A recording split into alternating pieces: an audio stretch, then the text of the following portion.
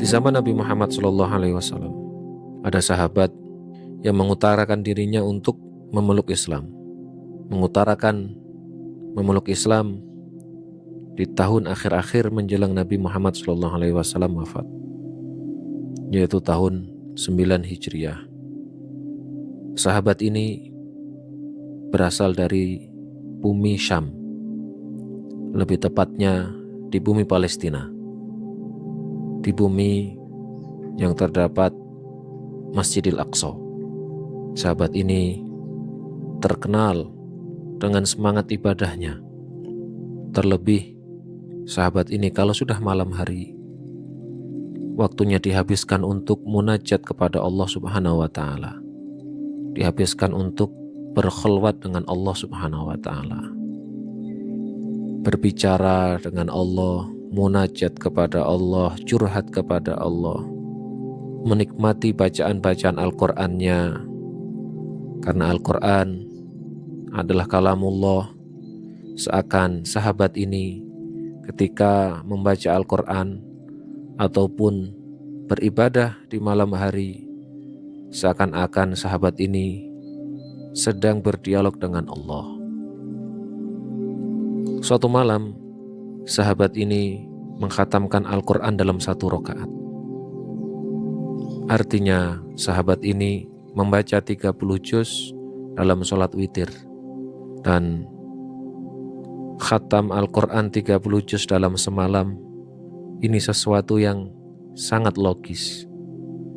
Karena orang-orang terdahulu, para sahabat, tabi'in, tabi'ut tabi'in, atau bahkan sampai sekarang orang-orang soleh, para wali Allah, membaca Al-Qur'an itu seperti halnya kita membaca surat Al-Fatihah.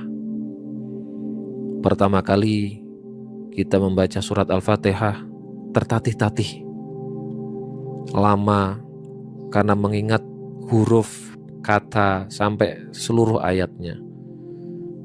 Ketika kita diajari oleh orang tua kita atau guru kita, ditalaki, didikte, lama, sangat lama kita pertama kali membaca surat Al-Fatihah. Tapi ketika kita sudah hafal surat Al-Fatihah, membaca surat Al-Fatihah pun hanya hitungan detik, tanpa nafas. Itulah kebiasaan kita dengan surat Al-Fatihah. Sama persis dengan orang yang sangat mencintai Al-Quran, Ahlul Quran, sangat biasa membaca ayat-ayat suci Al-Quran, dan itu sudah menjadi kebiasaannya sebagaimana kita biasa membaca surat Al-Fatihah. Sama persis seperti kita, masyarakat kita Indonesia yang terbiasa membaca surat Yasin. Setiap sepekan sekali ketika ikut di acara membaca surat Yasin, lama-kelamaan hafal surat Yasin, dan surat Yasin pun dibaca tanpa melihat, dengan kecepatan yang sangat cepat. Sama persis dengan sahabat ini. 1 malam dihabiskan mengkhatamkan Al-Qur'an di 1 rakaat. Diriwayatkan yang lain pula, sahabat ini mengkhatamkan Al-Qur'an sepekan sekali. Imam Az-Zahabi menuturkan, di antara nasihat Rasulullah SAW, orang yang ingin mengkhatamkan Al-Qur'an, khatamkanlah Al-Qur'an dalam sebulan sekali, atau 20 hari sekali, atau sepekan sekali, atau 3 hari sekali. Tujuannya adalah supaya orang yang membaca Al-Qur'an dengan durasi seperti tadi itu bisa mentadaburi dan memahaminya. Sahabat ini pun melakukan sepekan sekali khatam Al-Qur'an. Diriwayatkan dalam kitab Syiar A'lam An-Nubala, sahabat ini pernah 1 malam ketiduran tidak qiyamul lail, dan sahabat ini memutuskan untuk memberi ta'dib, memberi hukuman kepada fisik dan jasadnya untuk qiyamul lail sepanjang malam tanpa tidur. Artinya, sebelum ketiduran di malam itu, sahabat ini qiyamul lail plus ditambah tidur istirahat.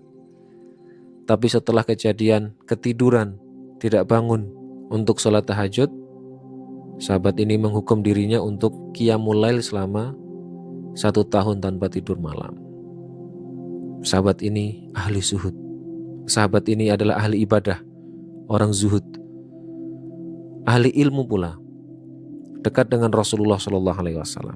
Sahabat ini dikenal dengan Tamim Ad-Dari.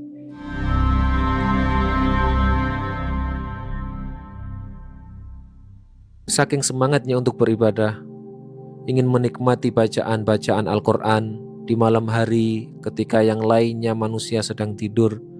Apapun musimnya, panas ataupun dingin, Tamim Ad-Dari selalu bangun malam. Kecuali 1 malam yang kelupaan tadi. Bayangkan, di musim dingin yang mungkin 10 derajat ke bawah, sangat dingin.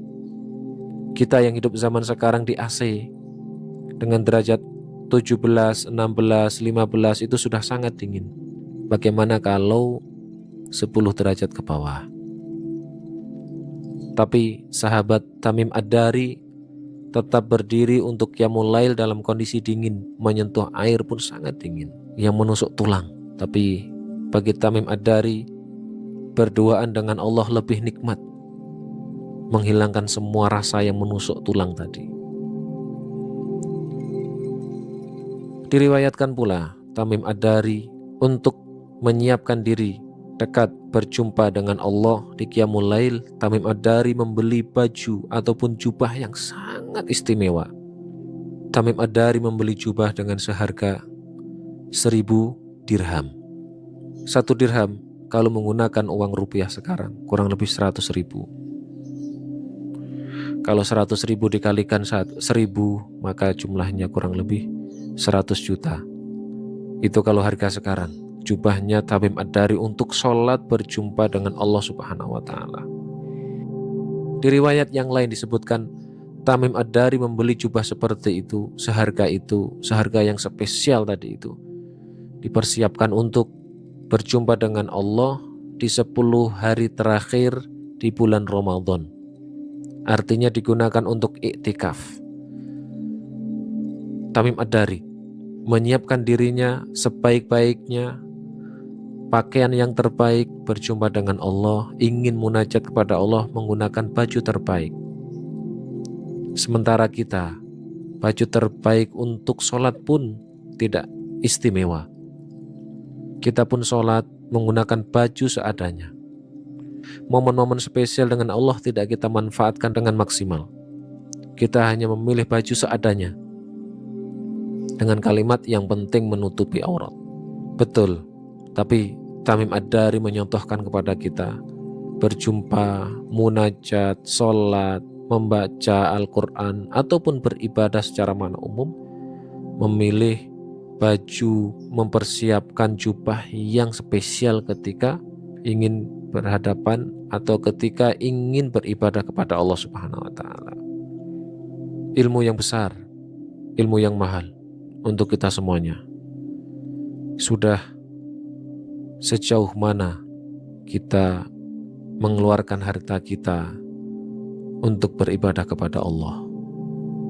Sudah sebesar apa harta yang kita keluarkan untuk fi sabilillah, untuk jalan kepada Allah Subhanahu wa Ta'ala?